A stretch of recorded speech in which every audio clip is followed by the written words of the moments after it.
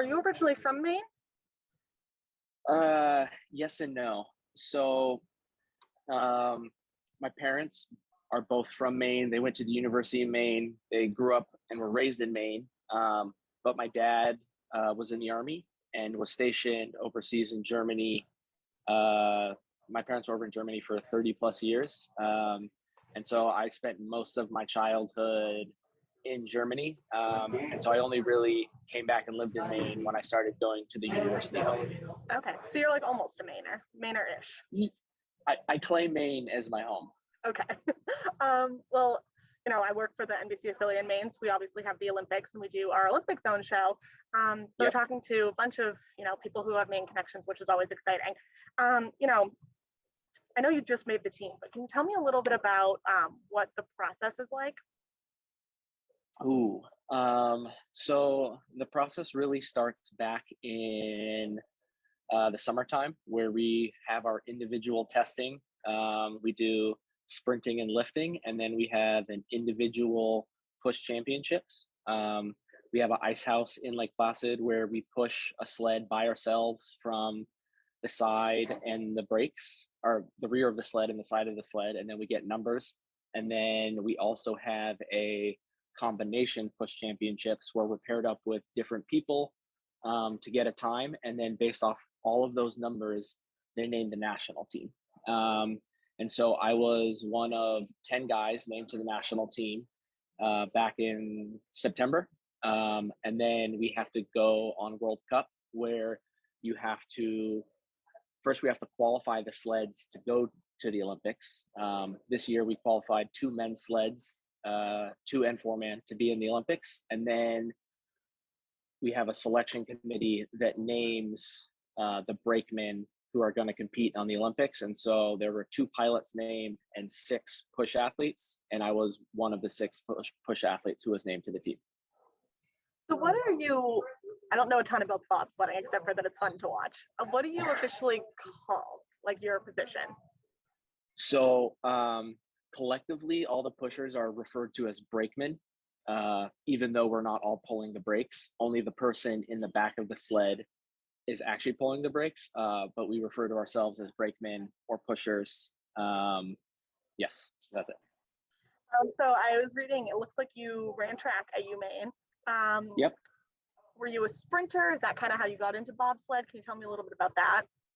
So I ran primarily hurdles at the University of Maine, 60-meter hurdles, 110-meter hurdles.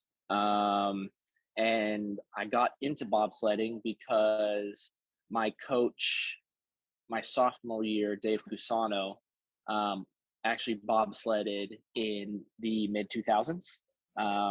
And he always talked about how much fun it was, how cool it was. And when I graduated in 2014, I was kind of unsure what I was going to do. And he said I should go and try out. And I tried out and did well enough to make the team the first year, and have been doing this the past 8 years. So this is like your full-time job? Pretty much. I have some like side jobs that I do, but pretty much this is full-time. From about May to September, we're training in the summertime, lifting, sprinting, pushing the bobsled in the ice house. And then from October to March, we're traveling throughout North America, Europe, Asia, sliding and competing on the World Cup circuit. So is it common for people to go from track to bobsled?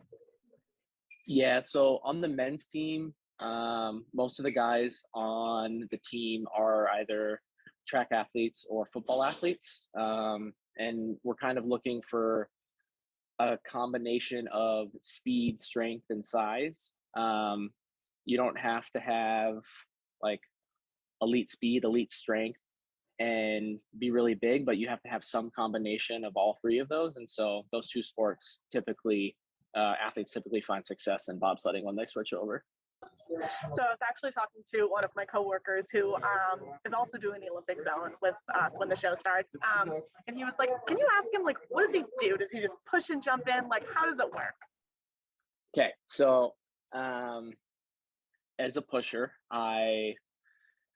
with 3 other guys, because I do 4-man, we push the sled and we load in the sled as fast as we can, and then pretty much once we're in the sled, we're just along for the ride. We're not like leaning with the sled or doing anything like that. We want to be as low as possible, so we have a good aerodynamic profile. And we're just in the sled. There's really not any padding or seats or anything like that. It's just four big dudes crammed in the back of a sled, trying to get as low as possible. So this isn't your first trip to the Olympics. It looks like you were an alternate in Pyeongchang. Is that correct? Yes. Did you get a chance to sled, or were you just kind of there? No. So in 2018, I was named the alternate to the Olympic team. At the start of last Olympic season, I actually tore my hamstring, and so that I missed a bunch of the testing and selection process that I talked about earlier. And so because of that, it was really hard for me to make the team. But I still had good numbers and a good history of pushing well, and so I was named as the alternate. But I did not compete. So unless you compete at the Olympics, you're not considered an Olympian. So I was just an alternate. So this time, because I was named to the team and will compete, then I'll be an Olympian now. Interesting. Those are things that you don't necessarily think of, the words. Yeah. And then obviously this year there's this global pandemic. How are you guys? Are you guys like quarantining? Like, how is that going to work? So right now we're in Chula Vista. We're on a 10-day holding camp.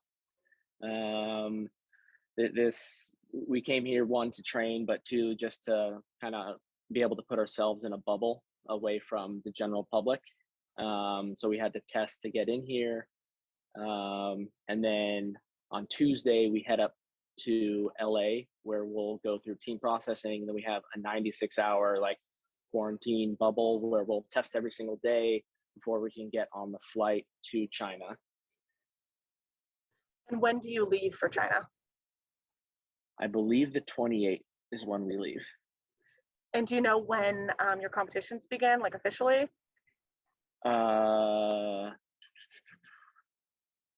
Two-man, let's see. I think I'm sure I can look it up. Yeah, I'll find it. I should probably know this, but Okay. I think four-man competes on the 19th and the 20th of February. It's that Saturday, Sunday, whatever those dates are, and then in two-man's the week before. Okay, cool. What else was I going to ask you? I know last time you went to the Olympics, but you weren't quote unquote an Olympian. What are you looking forward to? What are you excited about? So I mean, for me, this has been a really long journey. I've been bobsledding for 8 years, and I came real close to being named to the Olympic team last time and being able to call myself an Olympian, but I was just short. And so this time around, to come back for another 4 years and put in all the hard work and have it all pay off in the end, it's really rewarding and exciting. And I'm excited to actually compete at the Olympics and earn the title Olympian. And you have another UMaine, I think you guys graduated the same year, alum on your team. What is that like to have a friend from college? I know Chris is going to be talking to him, I think today, or already did, or something like that. Yeah, so my teammate, and he's actually going to be my pilot at the Olympics, Frankie Del Duca. So that's really cool, really special that we get to compete together. I've known Frankie for 10 plus years now, and we've been on this journey for a long time, and we both took different paths to get here. But it's really special and exciting for Frankie and I to be able to compete at the Olympics together, and we're really excited. And then just one more, what do you say to the Mainers who are rooting for you? Even though I haven't spent a ton of time in Maine, and I don't have a hometown in Maine, there's been an overwhelming amount of support. Tons of people have reached out to me, and so it's just really awesome to feel that love and warmth from people who I know and don't know, and they're excited to be able to cheer someone who's at the Olympics who's from the state of Maine. So it's pretty cool. Are your parents going to be going or not because of COVID restrictions? So there's actually no fans allowed, which is really unfortunate.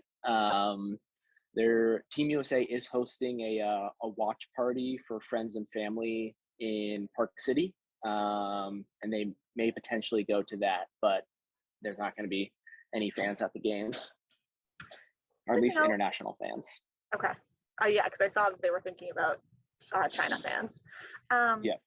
Is there anything else you want to add? You want to tell people or anything like that?